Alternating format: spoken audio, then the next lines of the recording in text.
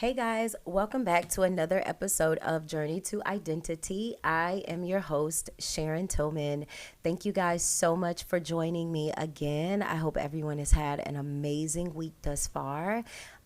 So let's jump in where we started off last week, right? I want to give you more of the journey today. Last week's episode, I realized I didn't give you guys as much as the journey as I would have liked. Listen, I never apologize for what God says and what God does and how He chooses to move. I am literally very bendable when it comes to my Father, okay? And whatever He chooses to use me for in that moment, I allow Him that opportunity. I allow him that space because I am his vessel. So I feel like God had me going in a different way last week. And so I didn't give you guys a lot of the journey. So I want to make sure that I'm journeying with you today. But as always, I want you to listen to this journey and I want you to listen to this podcast and not listen to it to get the tea or get the details because all of those things are going to be included. Do you hear me? I'm going to give you all of the things like uncut and unfiltered. You're going to get it all. But I want you to look at it as a reflection of your own life. I want you to look at it as you reflect on your own journey. What are some of the things that I've gone through? What are some of the things that I'm going through? And how impactful is it to where God is taking me? How impactful is it to who God has called me to be? How impactful is it to what God is saying concerning me and concerning my life? I just want you to be I want you to know that God has plan and God has purpose. Listen, if you follow me on any social media, you're going to always hear me talk about Jeremiah 1 and 5. I literally have to remind you every single week that that your Father God had a plan and a purpose for you even before putting you in your mother's womb. That is literally saying that there is purpose for your life. There is need for your life, that your life matters, that your life is valuable. And so I say all of that to say it ties into who God is calling you to be, your purpose, the plan for your life, the identity of who God has called you to be, all lies within, right?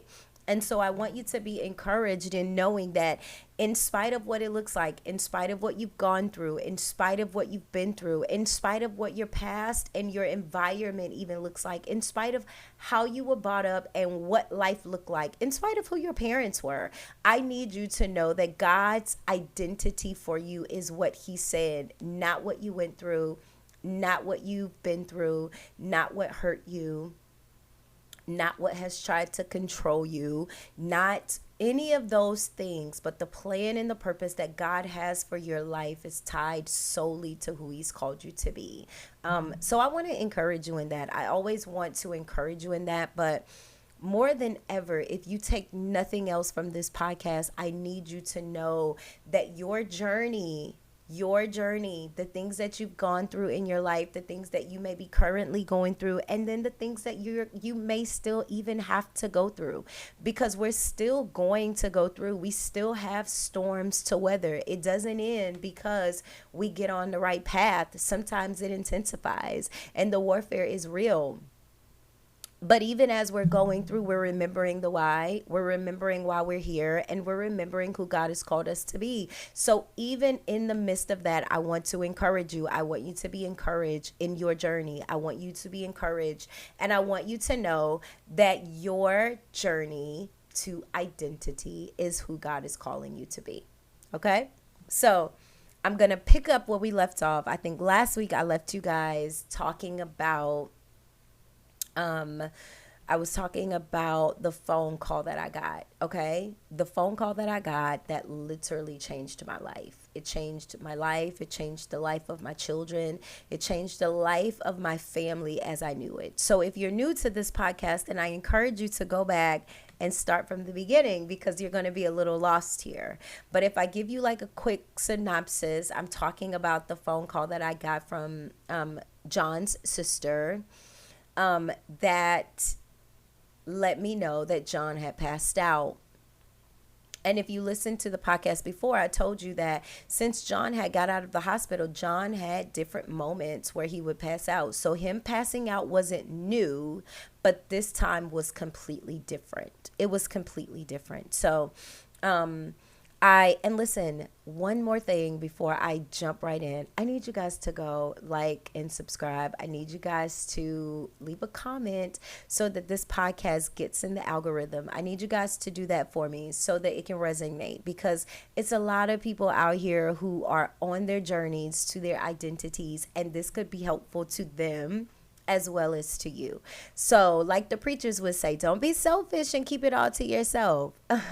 No, but if it encourages you and it encourages anybody that you know, if it resonates with anybody that you know as well as yourself, then I'm asking you to share it with them and for you to encourage them to listen so that they can be impacted just as you are. Okay. So I get this phone call. It's about 12:30 on this Friday. I get this phone call, and John's sister says, Sharon, I need you to come. And I say, okay. She was like, John passed out. Okay.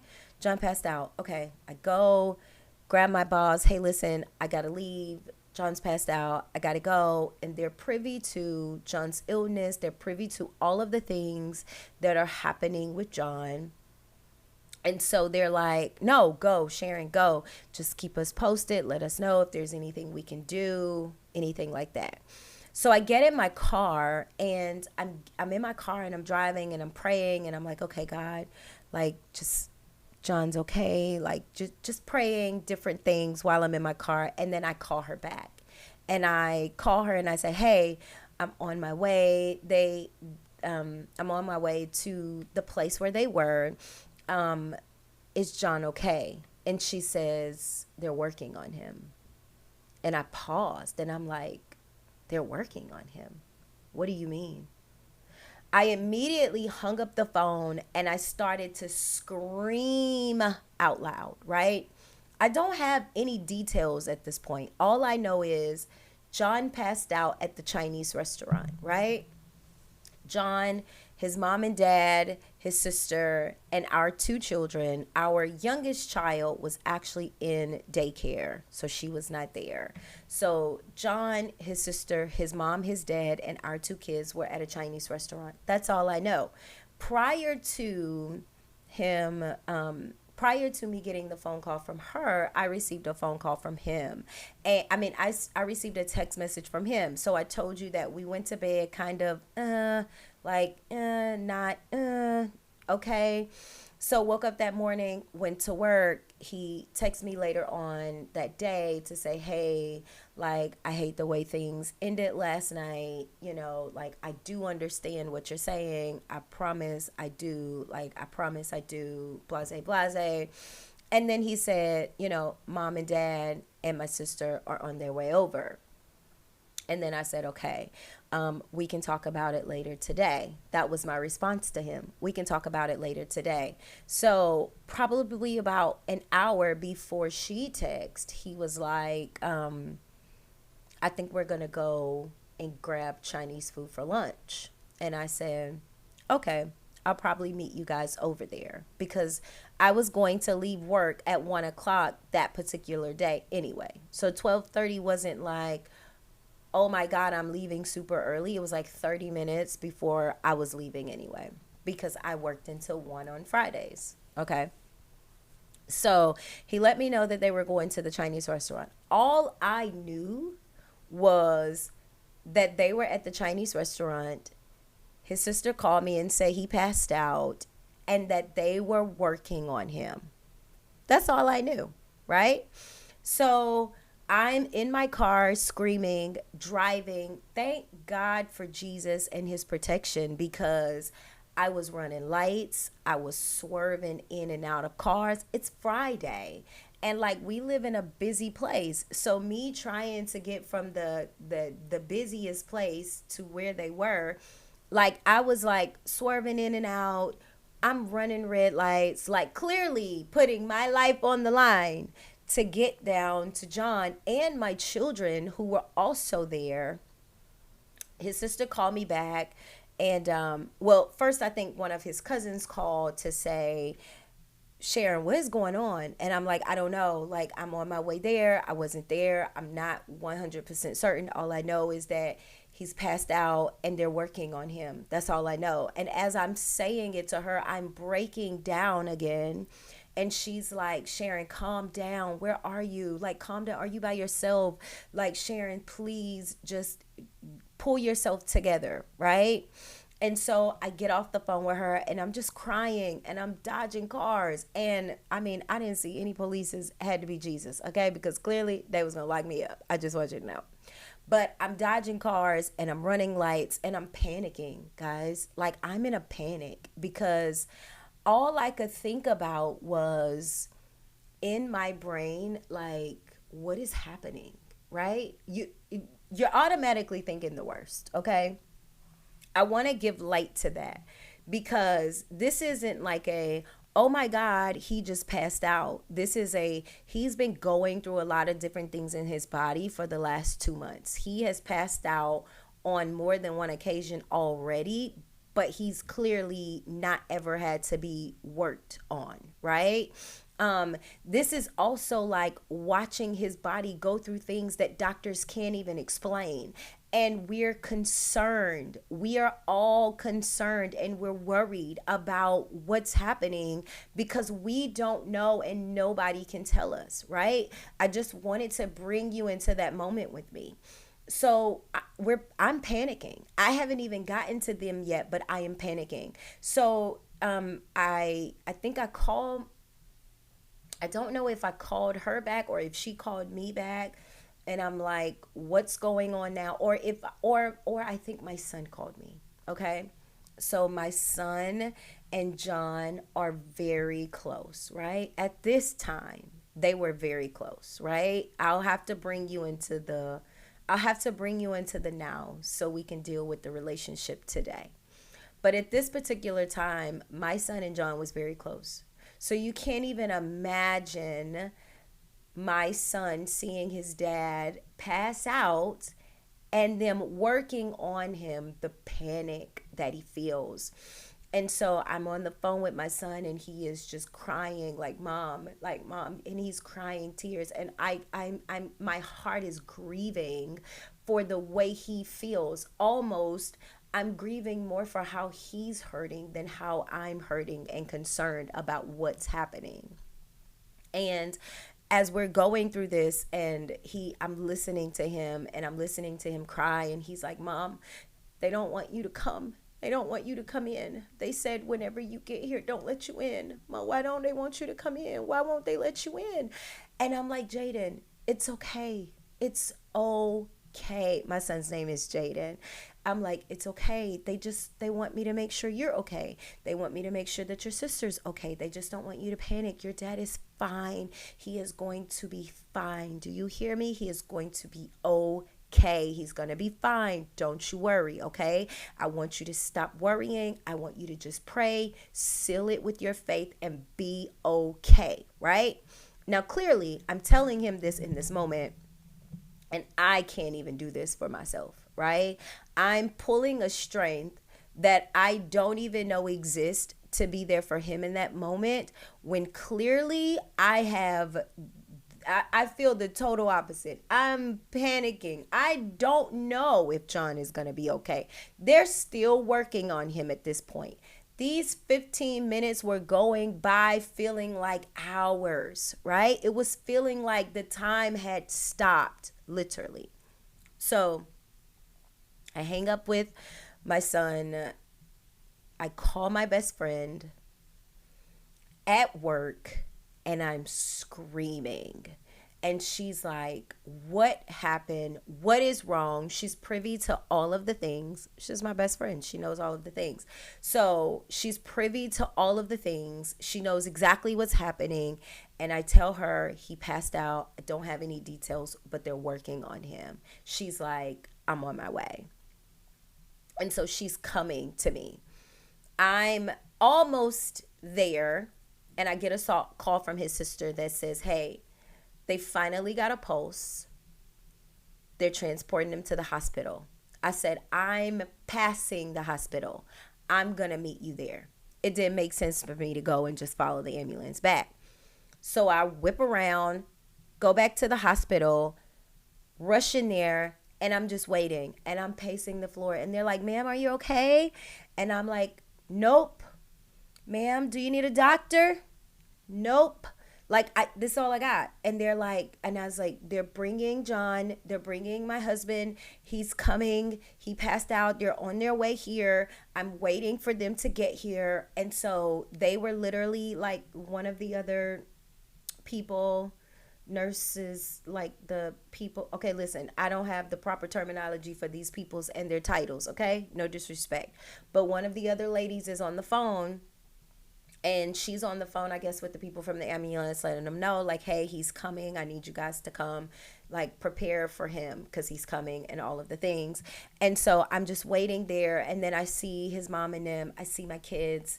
They run to me. Everybody's in tears. Like, everybody's just crying and crying and crying. His mom and dad comes in. His sister comes in. Everybody's just crying. We're all crying. And so we're waiting. They get him there. They get him to the back. And the lady from the ambulance comes out. And she says, I just want to let you guys know that his pulse stayed steady the whole ride. We didn't lose it again.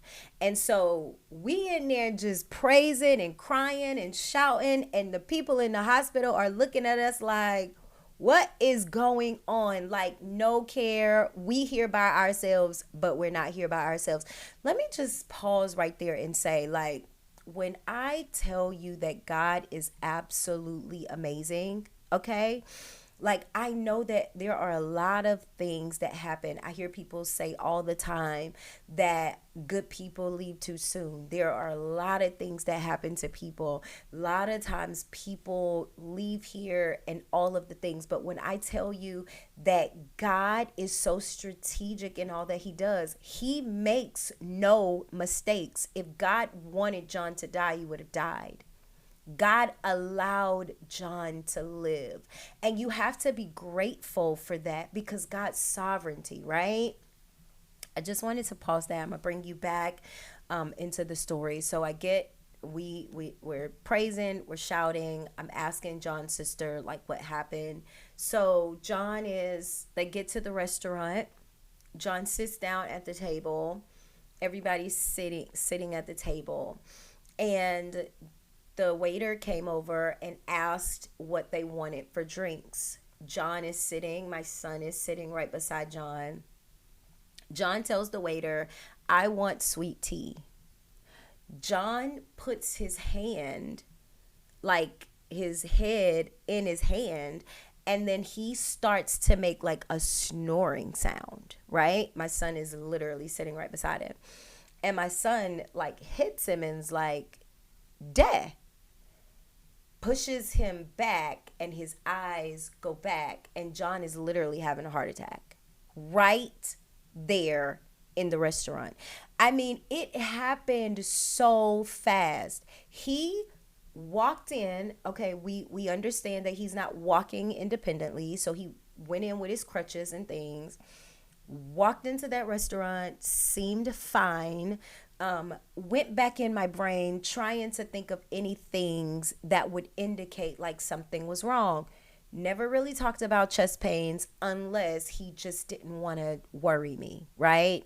Never told me about any chest pains. He did tell me about stomach feeling kind of upset. I've heard people say that sometimes your stomach feeling like that can be an indication of something. But like, let's be clear. How many times do we all have upset stomachs, right? So we are not thinking like, oh, this upset stomach is a result to this, when clearly it could have been bowel movement. It could have been I ate something that just didn't agree with me. It could have been a stomach bug. You know what I'm saying? I just want to bring clarity to all of that.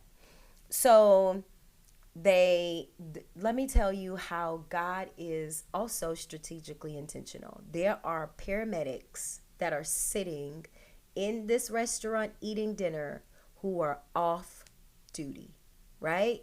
Off duty. They just sitting here and they just eating. They're not even on call right now. They're not working right now. They're just sitting down enjoying their lunch. These particular paramedics were able to get him to the floor, and they were able to start working on him until the actual ambulance got there. That's I want to encourage you. If you never believed in the Father, honey, I want you to listen to this story and be encouraged that God exists. Do you hear me? Like, if you didn't believe, allow me to help you be a believer today. Because if that wasn't God and his intentionality, and God and his strategicness having the right thing in place at the right time, these men were able to get him on the floor, and they were able to start working on him prior to the ambulance getting there. Had they not been there and somebody working on him until they got there, who's to say what would have happened? Got him to the floor, worked on him. Ambulance got there. Listen, we done shut the whole Chinese restaurant down. Clearly, I wasn't there, but this is like one of our favorite Chinese restaurants. So I'm like, yeah, I ain't gonna ever. I'm never going in there to eat their food again. Okay, like clearly. So we're at the hospital, and all of the family is coming in. All of John's family is coming in. I mean, aunts and uncles and cousins, and everybody is coming in. Mom's side, dad's side, all of the family is coming in at this point. And everybody's worried. Everybody's concerned. Nobody knows what happens next. So we were there. The doctor comes out and gets me and lets me go to the back where he is. And they're getting ready to put him on a ventilator, and they're getting ready to put him in ICU. And I'm standing there and I am watching them, and they are working so hard and they are working so fast, and they're cutting things open, and all I see is blood, and I'm just looking, and I'm just standing at the door, and I'm just flooding with tears. And he's like, ma'am, we are hurrying because we have a very small window to keep John alive. And I look, and something on the inside of me was like, go speak into him. And I did. I walked over there while they're doing all of their things, and I said, John, fight. Fight. Don't give up. Fight. I am here, and I love you. And that's it. That's all I had time for. That's all I had time to say. They needed to get him moved. So they allowed me to stay in the room while they worked on him and, got all of the things together so that they could prepare him for the ventilator. They prepared him for ICU. They took the hospital got back ports and everything. We took some back ways up to the hospital that I didn't even know that, like backdoor stuff. Went to the ICU, which is typically the third floor of most hospitals. I think every hospital actually. Took us to the third floor, went to the ICU, and I had to stay. They wouldn't let me go in the room while they got him like hooked up and all of the things. I had to wait in the waiting area. So I'm sitting in the waiting area, and I didn't really have a lot of words, right? So I want to pause because I didn't have a lot of words. I didn't know what else to say. I didn't know what else to pray. I didn't know what else to do. Like, I think from being in a state of shock, being in like, oh my God, I can't believe that this is happening. Like, my mind is even going back to the night before, like, oh my God, like our last conversation face to face wasn't even the greatest. Like, granted, we conversed a little bit about it through text that morning, but we didn't get to really talk about it. So it wasn't even like I'm like, it can't end like that. Like, this is not the end. Like, I didn't know what to do. I didn't know what to do. I didn't know what to say. I felt in that moment, being surrounded by so many people, I felt so alone. All of these people are here for John. This is John's family. John's mom's family, John's dad's family. They're all here for John. People were checking on John's sister. People was checking on the kids. Nobody was checking on me. It was almost like I'm just supposed to have it together. Or like, I mean, she's the wife, but this is John. Like I so I remember sitting there. The doctor came in there, and once they got him hooked up and everything, and he talked to me and he said, "How are you feeling?" And I said, "Numb." And he said, "I can understand. I want you to know that that's a miracle laying in there in that bed." And tears are just rolling down my eyes at this point. They're just rolling. And he's like, "That's a miracle laying in there in that bed." Based on, them doing their test, running the things, all of the things that they were doing, based on the time frame from the paramedics who were stationed there at the restaurant eating, conversing with the paramedics who got there and took over to continue the work, John was without oxygen for about 15 minutes.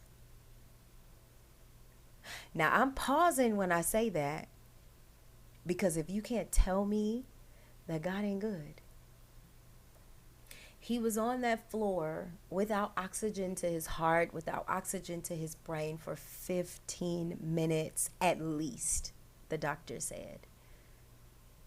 He said, "I'm going to tell you right now, if John pulls through, he's probably going to have some brain damage. He's probably going to, like all of these things." I don't think the doctor was trying to be a Debbie Downer. I think the doctor just wanted me to know, like, he's a miracle, and this is what you can expect, right? I mean, like, they, at the end of the day, they have to do their jobs. The fact that he called him a miracle let me know that he has some belief in him, right? Now, I don't have to receive that this is going to be his ending, that he's going to be brain dead. I don't have to receive any of that. But as the doctor, you can tell me, because that is your job. So he's telling me all of these things, letting me know what to expect, what could happen, like all of that. And as he's letting me know, as he's talking about it, I'm like, okay. So and he was like, "I'm going to have a moment where I'm going to allow, the family to come up, but this is ICU. So there's only going to be 2 people allowed in at a time, 1 person outside of yourself. You can be that stationed person that stays the entire time." And I said, okay. It's a lot of family downstairs. So clearly everybody wants to come in. Everybody wants to see John. Everybody wants to know that John is okay. So and the time is expanding. I'm giving you the story kind of quickly, but it wasn't a quick. This was a long day, right? It was a long day from whatever time it was that I got that phone call until late at night. This was a long day. And I left and went and got the baby from daycare and came back. They asked us if we wanted a chaplain to come in and talk to us, but John's mom was a pastor, so it was no need. But we did go in the room so that we could pray together, so that we could have time together. All of us, the immediate family, myself, the kids, his mom, dad, sister, all of us did. And then we went out, right? Sat outside with the family for a while, but it was so overwhelming. Again, a lot of people here don't feel like anybody's here for me. So I felt alone in the midst of a lot of people. My best friend did come, so she was there for me. And she came and she sat and she stayed just to make sure that I was good, to make sure I was okay. Because clearly Nobody else wasn't asking that question. Now I'm not knocking anybody, because John was loved, and I am 100% certain that they wanted to make sure that he was okay. So I'm just saying, right? So in the midst of the family coming up, everybody was able to like come up, by twos. Everybody would come up. They would see him, then they would have to go into the waiting room, come in, see him going into the waiting room. So then the family started to disperse. People started to leave and go home, because at this point it's like there's nothing that can be done. Everybody can't stay in here with him. They don't see him coming off the ventilator anytime soon. So at this point, it's like, we don't know what else to do. We're just gonna, we're gonna go home. Please keep us posted. Let us know what's happening. Let us know what we can do, all of the things. John was pretty well known in the community. So I had people like sending me messages, sending me inboxes, asking if he was okay. People saying that they had heard, that he was dead. Some people were saying that they had heard that um, so I don't even know if anybody ever said heart attack. It was something else that was kind of floating around, not 100% certain where it came from, but it was, oh, that he was brain dead. And it was just like ciphering around, because like all people need is a little bit, and they will take it and they'll run with it. And by the time it gets to somebody else, like everybody done added a little bit on it, because you got to keep making it sound like something, right? So we're at the hospital. At this point, it's only a few of us left. Only one person can stay with John in the room, of course. And so I am that one person. It would seem like a given, right? Well, John's mom wanted to be that one person, was very upset that she wasn't that one person. And you know what? I didn't even have no strength to argue. I said no, and I meant it. Let me just tell you the power of a no, right? Like, I think sometimes we forget that no is a complete sentence with proper punctuation. I think that sometimes we think that no is mean. We think that no is harsh. We think that no hurts people's feelings. Like, we think that saying no to people is a really bad, really cruel thing. It's not, right? So anybody who need to release the spirit, to release the power of the no, I just gave you permission right there, because it's not. It's not a bad thing at all. It is not a bad thing at all, right? So just being able to say no and feeling good in the power, like I had nothing else to give at that point, right? Like the old Sharon, even in that moment, right? If I had it in there, I probably could have went there. I didn't have anything. I was completely drained. I had absolutely nothing to give. So, said no. I think my best friend was the last one to leave. So, John's mom and dad and sister and ended up leaving with my children, going to John's sister house, who lived kind of within the area. And so they were going home to pick up our dog, and they were going to stay over there, and I was going to stay at the hospital with John.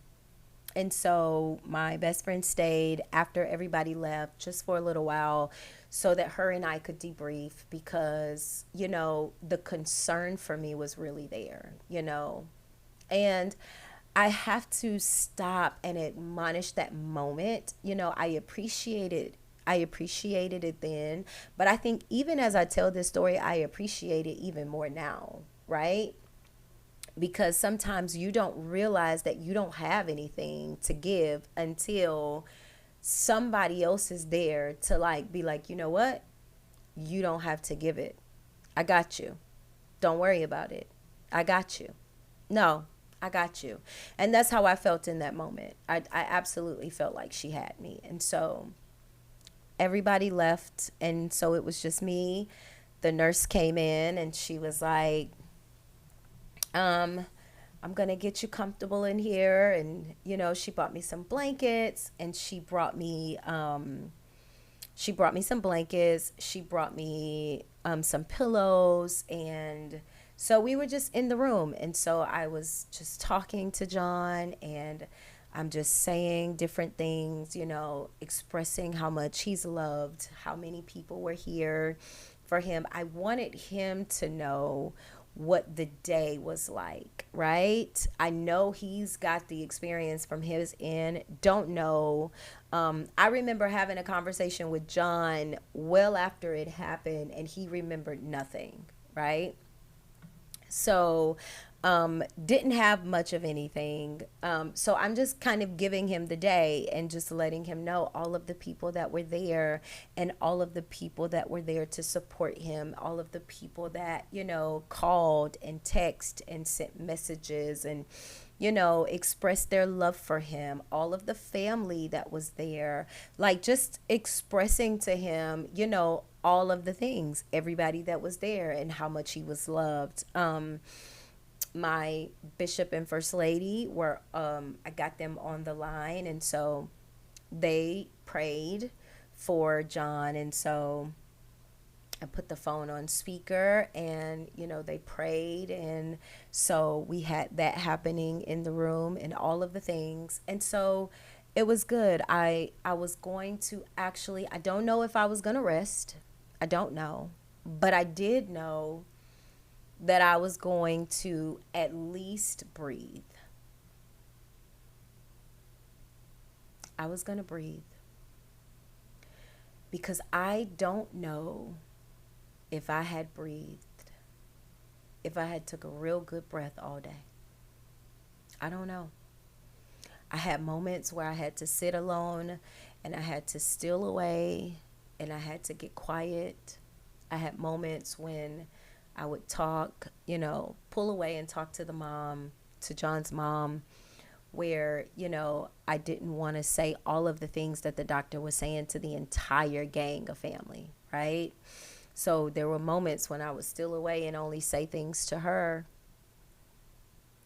But I don't know if I had took a real inhale, exhale kind of breath all day.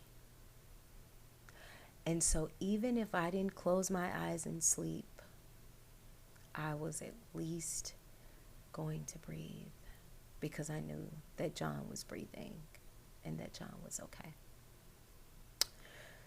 So as I'm laying there, or sitting there, I don't even know if I had laid. I'm literally sitting there talking. Once my bishop and first lady finished praying, talked to my first lady for a little while, just kind of giving them an update on what was happening. They were very privy to all of the things that were happening with John, so they were up to date up until that day.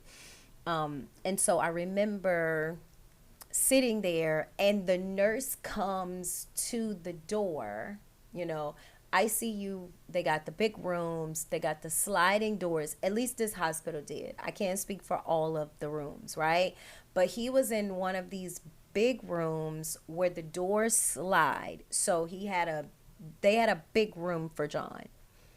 She comes into the room with a hazmat suit on. And she says, John has COVID. You're not going to be able to stay here. And something dropped on the inside. Something dropped. I don't even know. I have no idea. Listen, all I know is I just couldn't believe it. You're asking me to what? I'm sitting there like, come again? And she's like, he just tested positive for COVID-19. You're not going to be able to stay here. You're going to have to leave. I was devastated. I think I sat there and I cried. What do you mean? What do you mean I have to leave? What do you mean I have to go? I don't even understand. So I gather my things, and I'm getting ready to exit. And she says, hospital's policy is when someone has COVID, they cannot have a visitor for 21 days. And I was like, come again? And she was like, for 21 days, John can't have a visitor. You won't be able to see him for 21 days. And I was just like, I don't even know what to say. I don't know what to say. I'm completely, I, I like, could you imagine all of the things that are rolling through my mind and through my brain at this moment? Like, I am completely speechless. And now I could have COVID. Like, I'm like, do do the kids have COVID? Because at this point, since John had got out of the hospital, he couldn't go anywhere.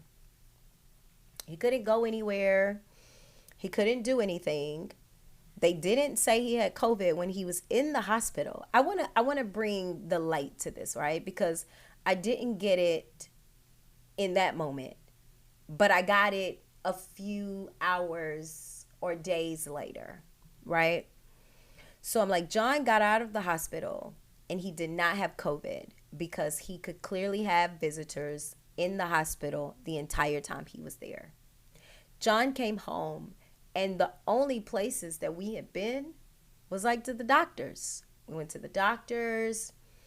Um, we didn't really go to restaurants and eat because, he was on crutches, like he went to church.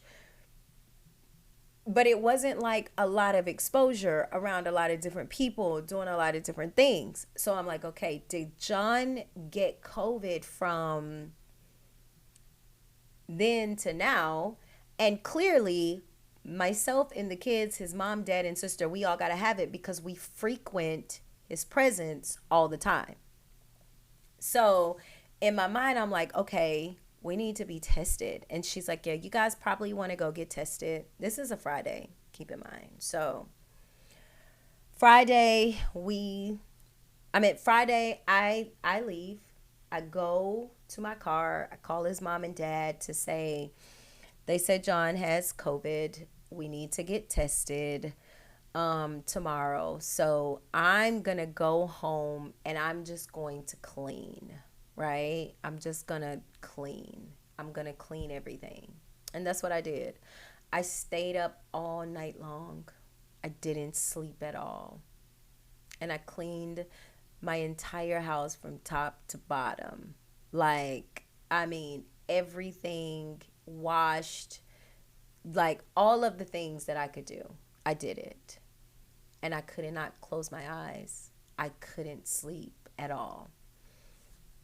And so the next morning, I get myself together to go to John's sister's house. And they're there and they're having breakfast. And, the kids are there. My dog is there, like all of the things. So we all go to like the urgent care so that we can all get tested. And so we all went and got tested and we were all negative. So, okay, we're all negative. So that day, the kids and I actually went to the movies because John's mom was like, well, the kids can just stay with us. And I was like, yeah, no. Like, I need my kids in this moment. Like, I don't want to be alone. I need someone too, And I keep bringing reference to that because, like, there are moments in your life when you will go through things and you will feel alone because you are, right? You'll feel alone because clearly in that moment, you're lonely, right? And although I knew that, John's family was there, I had my children and all of the things, I had my best friend at the time, like I knew all of these things, but I still felt so alone. I still felt so alone. I was, and I felt almost isolated, right? And I don't even know if that was something that the enemy was clearly doing or if it was God keeping me separated. I don't know, right? But there were so many moments throughout this entire, and as I continue to tell this story, as I continue to talk about it, you'll be able to hear it very clearly. There were so many moments of just being alone, feeling like I'm just by myself, like I'm going through this and then everybody else is going through it, but we're all not going through it together at the same time. So, and love John's mom, okay? Love her, still love her to this day. But she was absolutely trying to isolate me. Absolutely. She was absolutely trying to isolate me without question. So, we go get tested. We all negative. They leave and do what they're doing. We leave. I take the kids to the movies because we just need to have like something to take our minds off of all of the things that have happened, right? We don't need to just go to the house and just sit around. We need to have something that kind of just like distracts the brain from what's really going on. And so that's what we did. Went to the movies, we came home, and I think we all slept in my bed that night. All of us, every single one of us. And the next morning, we ended up not going to church because, like, clearly we still got to go test again in just a few days. So we're just not, and we're not feeling up to it, right? And it's Father's Day. So this happened 2 days before Father's Day. My kids are super emotional. Like, not only do they have the devastation of their father, their dad fighting for his life in ICU right now on Father's Day at this moment, but they watched him almost lose his life.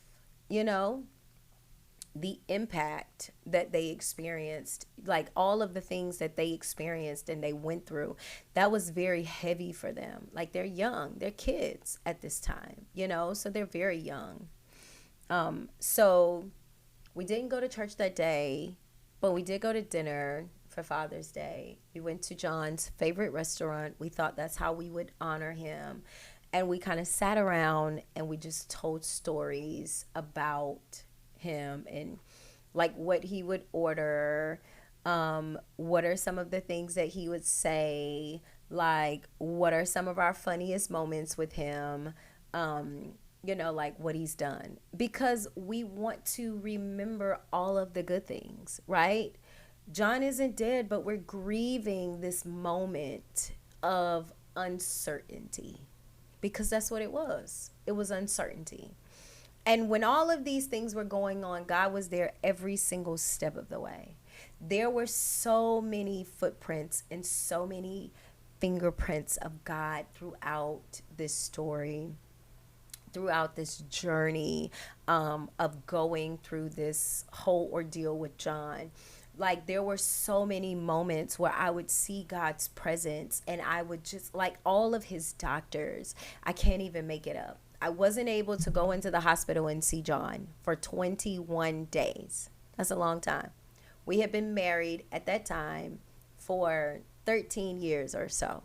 Never in almost 17 years of time together, even before, had we ever gone 21 days, not saw each other, not spoke to each other, not sent a text, not been in communication ever.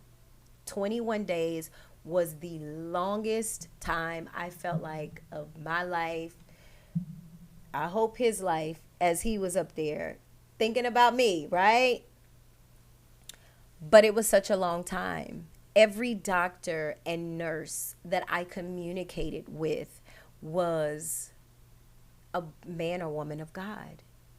I remember when it even came time for John to come off the ventilator, the doctor said, before we pull this plug and take him off, we're going to pray. Now, how many doctors do you get who actually go into prayer with you? You don't always get that. So I just want to reiterate God's presence, God's fingerprints, his handprints, his footprints all throughout this journey as we are going through all of these things.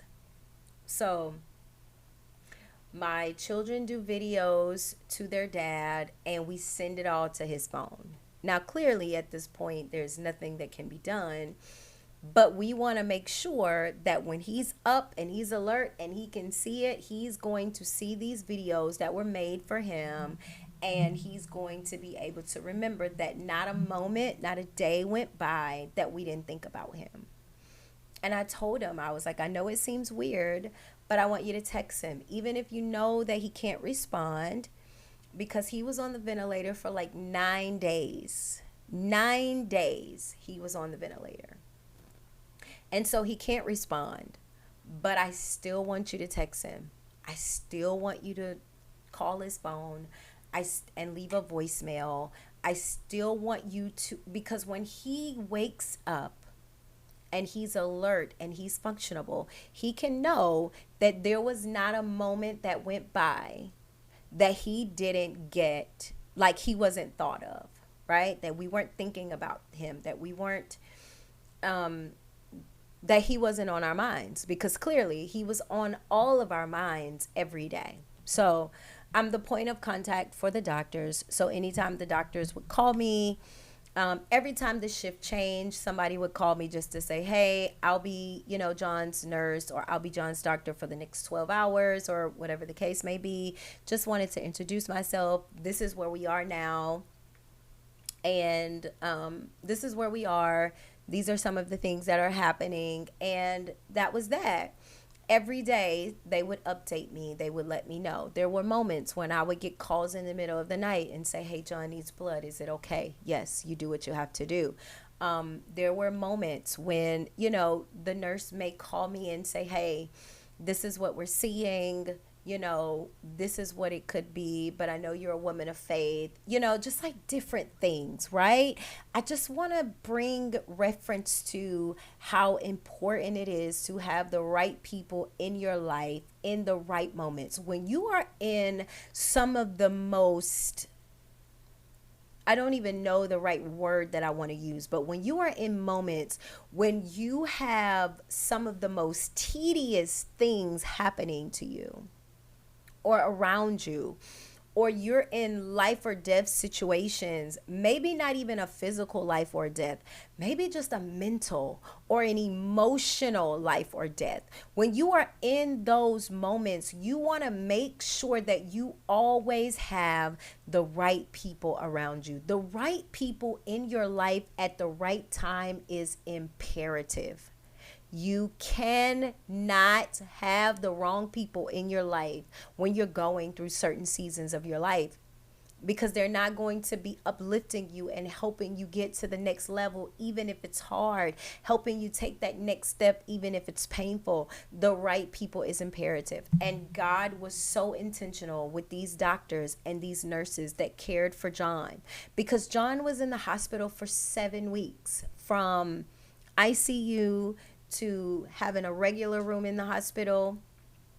He went from there to a long care facility. He went from long care facility to a rehab facility. For 7 weeks, John was out of the house, in the hospital at some point, right? So I'm dealing with all of this. I call one of John's cousins that I talk to frequently, and I say, we can't go in, but I want to do something. I want to create something for him. I want to create something that they can play over in the room so that he can constantly hear it, because he can't hear our voices. Like, he can't hear us talking. So I want him to be able to hear from us, right? And so we created this video, and I talked on the video, and the kids said something, they talked on the video. His mom put like a preaching clip on there. His aunt put a singing clip. His sister put a singing clip. He had, other aunts and things that were pretty close that just, encouraged him and told him that they loved him and that they were fighting, that keep fighting, and they're believing God for him, and, just words of encouragement. It was like something that we we all came together. The cousin put all of this together. Some things were longer than others, and she confounded it to where it needed to be. So this was something that we could put together for him.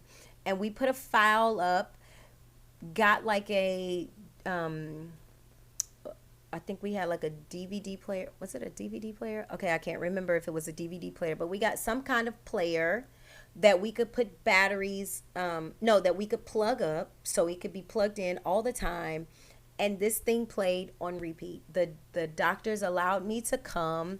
They allowed me to come. They allowed me to play take it to the floor. I couldn't go in the room or anything. I could just, look through the glass. And so sometimes I would do that. But they allowed me to come to the floor, look through the glass, and give it to them. They put it in the room and they played it for him. And it played over and over and over again until he woke up. Days and days and days before he woke up. It played and it played and it played. Now, there were two main events that happened in the time that John was still on this ventilator. One event was with my mom. And I'm going to say that, and then I'll talk a little bit about the other event, and then I'll open up with that one on the next episode. But I had not saw my mom because of all of the things that were going on with John. We were talking on the phone, but I hadn't seen her. And so I'm like, Mom, we're just going to come down and spend the day with you because we need a break from all of the things happening, and we haven't saw you to like actually spend any time with you. So we're going to come down today and we're going to spend some time with you. And so my mom was like, well, I don't want you guys to come because I think I have COVID. And so here that word is ringing in my ears again. And I'm like, you got to be kidding me.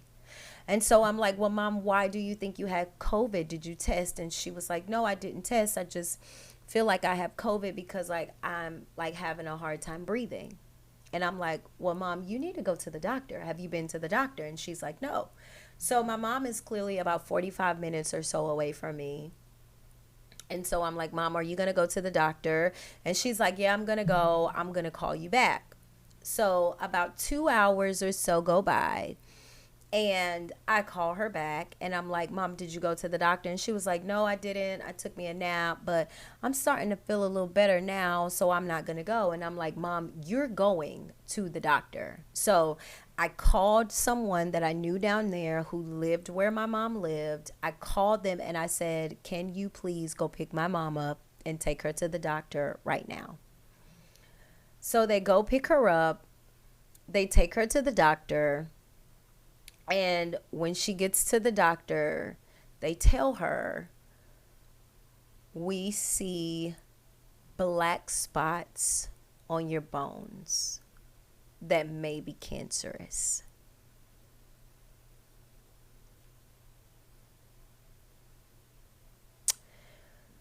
So I stopped and I said, okay, we're on our way. I get the kids together. I have to go by the hospital first. I do remember that. I don't remember what was going on, but they needed me to come and maybe sign something for John or something. I don't know. At this point with John, I done had to put a blocks list on there who can call and get information about him. A list of people, like, of course he couldn't have no visitors, so I didn't have to worry about that, but I had a visitor list in place. You'll hear why all of those things were happening when I give you the next event. But I had a visitor list in place that I was going to put in place as soon as he could receive visitors, but I didn't have to worry about that at the moment. But I did have a call list of like, no information about John can be given out if they don't have this particular password. And nobody had that password, okay? So I go to the hospital for whatever reason, leave the hospital. I'm on my way down the road. The doctor calls me on my way down the road to tell me, like, we just ran some more tests on John. John's brain looks like it's going, like it's the damage that we thought we saw. Let me tell you. The damage that we thought we saw, we don't see no more, right? So as I'm anticipating what's about to be said at the doctor with my mom, I'm also giving thanks to God for what the doctor just said, because clearly they were saying that John was going to have all of these brain issues, that he was going to have some brain damage, that no brain can function or survive without having oxygen for so long. It's going to affect this, it's going to affect that. And they had to come back and say, all of the things that we thought we saw, we no longer see. That was nobody but God. Every time I talk about it, I get excited all over again. I just want you to be clear, right? So, get to the hospital with my mom. I walk in the room and I just immediately pray. I was like, okay, well, before the doctor comes in here and talk to me, we're going to go ahead and pray. Because what they think they're seeing, listen, I'm boosted up at this point, right? I'm like, clearly what they thought they saw, they no longer see. So I'm about to bring that same thing, that same faith, that same God, okay? Because he's the same God. I'm going to bring that right on over here. And what they think they saw, they don't see. We're going to pray this prayer in faith, and we're about to believe God for your miracle. So immediately go into prayer right in the room. My mom, myself, and the person that bought my mom, they stayed with her while she was there. And we're in there and we're just praying. And I'm calling on the Father, and I am denouncing what they think they saw and denouncing what they said. And I'm calling forth healing in her body and all of the things. Now, I had not saw my mom. I told you I hadn't saw her because John had so many things going on that I wasn't able to get away. So clearly from Mother's Day probably was the last time I saw her until about July. This was almost July. This was not quite July 4th. Probably July 1st, July 2nd, somewhere in there. My mom was so small. So I'm in my mind like, how is it even possible for my mom to be this small and nobody questions if something is wrong? Nobody said anything. Okay. I'm actually going to stop here. And I will finish this next episode, and then I can go into the next event, and then I can give clarity onto why I had to put the things in place that I had to put in place. Thank you guys so much. Listen, as this story, as this journey continues to unfold, I just want you to know that God is intentionally strategic in everything that he does.